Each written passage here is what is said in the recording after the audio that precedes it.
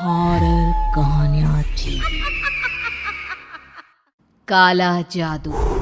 अपने बेटे रिशु के माथे से टपकते हुए पसीने को देखकर सविता की हालत खराब हो गई। ऐसा आज पहली बार नहीं हुआ जब रिशु नींद से घबराकर जागा है। हाय मेरा बच्चा, न जाने किसकी नजर लग गई है तुझे। जब से मेरे बच्चे ने 10वीं के एग्जाम में स्कूल टॉप किया है तब से रोज बुरे बुरे सपने आने लगे हैं। हाँ माँ, मैंने आज फिर से एक काले साए को देखा। वो यहीं मेरी आंखों के सामने खड़ा था। माँ मुझे बचा लो माँ। वो मुझसे कह रहा था कि मुझसे बदला लेगा। माँ कहीं ये प्रशांत। चुप कर, कैसी बात कर रहा है? दोबारा उसका नाम मत लेना। तुझे पता है ना, उस प्रशांत ने आत्महत्या कर ली, तो बार बार उसका नाम मत लिया कर। मम्मी, क्या सच में प्रशांत ने आत्महत्या की थी? चुप कर, बहुत सवाल पूछता है आजकल। और फिर रात के वक्त सविता के पूरे घर में एक अजीब सा काला धुआं छाने लगा। गहरी नींद में सोई सविता की जैसे ही आंख खुली उसका दम घुटने लगा। वो दौड़कर रिशु के रूम की तरफ गई जहां उसके दरवाजे पर घूमती एक काली परछाई देख वो बुरी तरह से घबरा गई। कौन है वहाँ? कौन है? सामने आओ। ये मैं हूँ, तुम्हारी काली करतूत। और अब मैं तुम्हारे बेटे को ले जाने आया हूँ। नहीं, मेरे बच्चे को छोड़ दो प्लीज। मेरे रिशु को कुछ मत करना। वो परछाई रिशु के कमरे में घुस जाती है। सविता भी उसके पीछे पीछे दौड़ कर जाती है और देखती है कि अब वो साया साफ नजर आ रहा था। वो सर से पैर तक खून में सना हुआ था और उसके शरीर के सारे अंग कटे फटे हैं। क्या चाहिए तुम्हें? तुम जो बोलोगे मैं करूंगी, लेकिन मेरे रिशु को छोड़ दो। उस परछाई ने रिशु को गर्दन से पकड़कर दीवार के सहारे हवा में उछाल दिया। रिशु जोर जोर से चिल्लाने लगा। माँ बचाओ मुझे, बचा लो माँ, ये मुझे मार डालेगा। माँ मुझे बचा लो माँ। नहीं ऐसा मत करो, मुझे मार दो लेकिन मेरे बच्चे को छोड़ दो। मैं तुम्हारे आगे हाथ जोड़ती हूँ। वो परछाई रिशु को जमीन पर गिरा देती है और अचानक वहां से गायब हो जाती है। रिशु, मेरा बच्चा, तू ठीक तो है ना? कुछ बोल बेटा, क्या हुआ है तुझे? मैं ठीक हूँ माँ। क्या हुआ था यहाँ पर? कुछ नहीं बेटा, कुछ नहीं। तू परेशान मत हो। हम कल ही गांव के बाहर जो तांत्रिक महाराज रहते हैं उनके पास चलेंगे। ठीक है माँ, हम जल्द ही उनके पास चलेंगे। मुझे बहुत डर लग रहा है माँ। ये बार बार मुझे डरावने सपने आना, ये सब हमारे साथ क्यों हो रहा है माँ? अगले दिन सविता अपने बेटे रिशु को लेकर गांव के बाहर तांत्रिक के पास जाती है। जिस जगह पर तांत्रिक रहा करता था वो जगह बहुत डरावनी थी। चारों तरफ कंकाल और खूब भूतियां नजर आ रही थी। गांव से दूर वीराने में उस जगह पर जोर से आंधी चल रही थी। रिशु ने डर कर अपनी माँ का हाथ पकड़ लिया। माँ मुझे बहुत डर लग रहा है। ये कैसी जगह है? देख बेटा, हमारे साथ जो कुछ भी हो रहा है उसका इलाज सिर्फ और सिर्फ ये तांत्रिक महाराज ही बता सकते हैं। अब यही है जो हमें प्रॉब्लम से बाहर निकाल सकते हैं। जैसे ही सविता और रिशु तांत्रिक की झोपड़ी के अंदर पहुंचे, वहां का नजारा देखकर उनकी आंखें फटी की फटी रह गई। तांत्रिक की झोपड़ी के अंदर कई सारे लोग अपनी गर्दन घुमा घुमा कर जोर जोर से चीख रहे थे। कौन हो तुम और यहाँ क्यों आई हो? महाराज, मेरे बेटे को कुछ दिनों से एक डरावनी काली परछाई नजर आती है और कल रात उसने मेरे बेटे पर हमला भी कर दिया।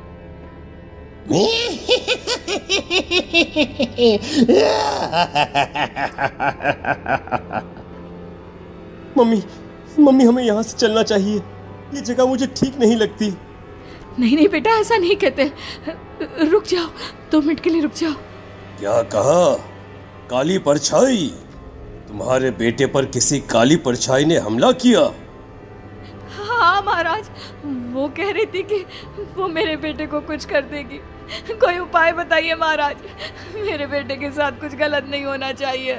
तुमने किसी दूसरे के साथ गलत किया है तो तुम्हारे साथ भी गलत होकर ही रहेगा। तुमने किसी की जान ली है, किसी को मार डाला है तुमने। नहीं महाराज, मैंने ऐसा कुछ नहीं किया।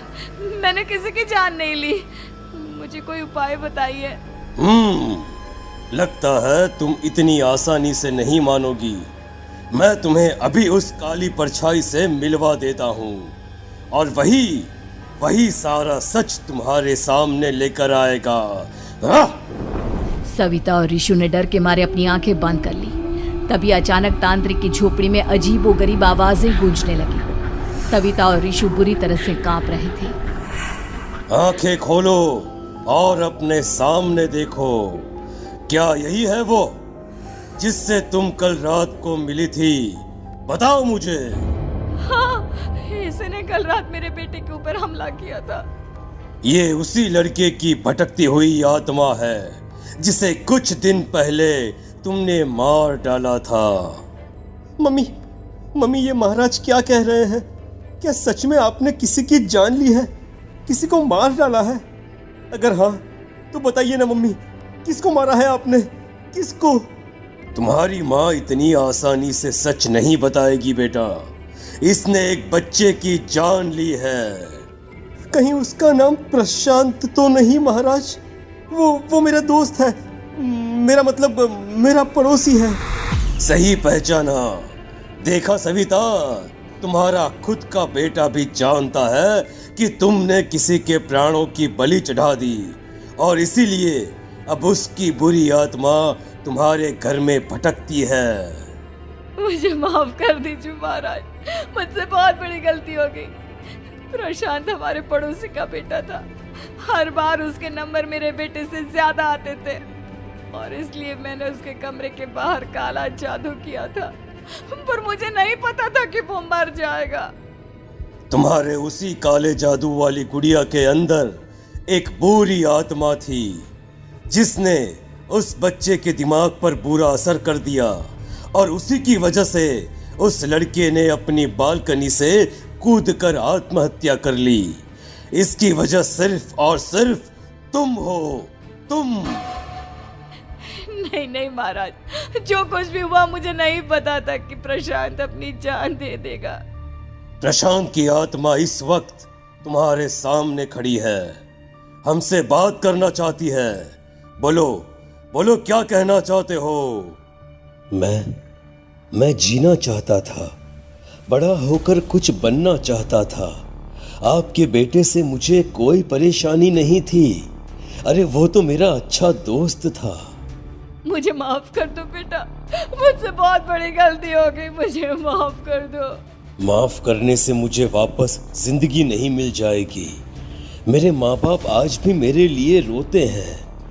आपने मेरे साथ बहुत गलत किया है, बहुत गलत। और तभी अचानक प्रशांत की आत्मा वहां से गायब हो जाती है। सविता जोर जोर से रोने लगती है। सुन लिया तुमने? ये तुम्हारे अपने ही किए हुए पाप हैं जो इस तरह से तुम्हारे सामने आ रहे हैं। माँ, ये आपने अच्छा नहीं किया। सिर्फ 10th बोर्ड के एग्जाम में मैं टॉप कर पाऊं, इसलिए आपने मेरे दोस्त के ऊपर काला जादू कर दिया। नहीं मम्मी, नहीं, अब हम कभी खुश नहीं रह पाएंगे, कभी नहीं। मेरे दोस्त की आत्मा को कभी शांति नहीं मिलेगी मम्मी, कभी नहीं। लेकिन मैंने जो कुछ भी किया सिर्फ तुम्हारे लिए किया। वो लड़का हमेशा फर्स्ट पोजीशन पर आ जाता था और इस वजह से हमेशा तुम्हारे मार्क्स कम पड़ते थे। मैंने तो सिर्फ उस पर एक छोटा सा काला जादू किया था बेटा। मुझे क्या पता था कि उसका ये नतीजा निकलेगा। जिस गुड़िया को तुमने उस लड़के के कमरे के दरवाजे पर लगाया था, दरअसल उसके अंदर एक बुरी आत्मा का प्रवेश हो गया था, जैसा कि अक्सर काला जादू करते समय हो जाता है। मुझे अपनी गलती का एहसास हो गया है। मैं प्रायश्चित करना चाहती हूँ। आप बताइए मैं क्या करूँ? प्रशांत के घर जाकर उस काली गुड़िया को वहां से निकालकर यहाँ लेकर आओ। मैं उसे आग में जलाकर राख कर दूंगा और उसके बाद प्रशांत की आत्मा को हमेशा के लिए मुक्ति मिल जाएगी। अगली रात सविता चुपचाप अपने पड़ोसी प्रशांत के घर जाती है। प्रशांत के माँ बाप प्रशांत की मौत के बाद उस घर को छोड़कर हमेशा के लिए वहां से चले गए थे। जैसे ही सविता उस घर के अंदर कदम रखती है, उसका सामना अजीबोगरीब हैवानियत से भरी आवाज़ों से होने लगता है। ऐसा लग रहा था जैसे कोई बुरी तरह से चीख रहा हो। सविता जैसे ही प्रशांत के कमरे के बाहर पहुंचती है, वहां पर लटकी हुई गुड़िया के शरीर से खून टपकने लगता है। ये क्या हो रहा है? इस गुड़िया के शरीर से खून क्यों टपक रहा है? सविता हिम्मत करते हुए उस गुड़िया को वहां से उतारने की कोशिश करती है, लेकिन तभी अचानक से बहुत भयानक दिखने वाली औरत उसकी आंखों के सामने आकर खड़ी हो जाती है। मैं यहाँ से कहीं नहीं जाऊंगी, और अगर तूने मुझे यहाँ से हटाने की कोशिश की तो मार डालूंगी मैं तुझे। नहीं नहीं, मुझे तुम्हें यहाँ से ले जाना ही होगा, नहीं तो मेरा बेटा, उसकी जान को खतरा है। मैं तुम्हें नहीं छोड़ सकती। अगर तुम्हारे अंदर हिम्मत है तो मुझे इस घर से बाहर ले जाकर दिखाओ। और ऐसा कहकर वो औरत सविता के ऊपर हमला कर देती है और उसे हवा में उछाल उछाल कर जमीन पर पटकती है। लेकिन तभी अचानक मौका देखकर सविता अपने हाथ में ली हुई सुई उसके हाथ में चुभो देती है। हाथ में सुई लगते ही वो औरत जमीन पर तड़पने लगती है। ये क्या किया तूने? ये क्या कर दिया? तुझे ऐसा नहीं करना चाहिए था। तांत्रिक ने मुझे कहा था कि तुझसे जीतने का सिर्फ यही एक तरीका है जिससे मैं अपने पापों का प्रायश्चित कर सकती हूँ और अपने बेटे की जान बचा सकती हूँ। और उसके बाद वो डरावनी दिखने वाली औरत एक छोटी सी जादुई गुड़िया में तब्दील हो गई और सविता ने उसे ले जाकर तांत्रिक को दे दिया। तांत्रिक ने जादुई गुड़िया को आग के हवाले कर दिया।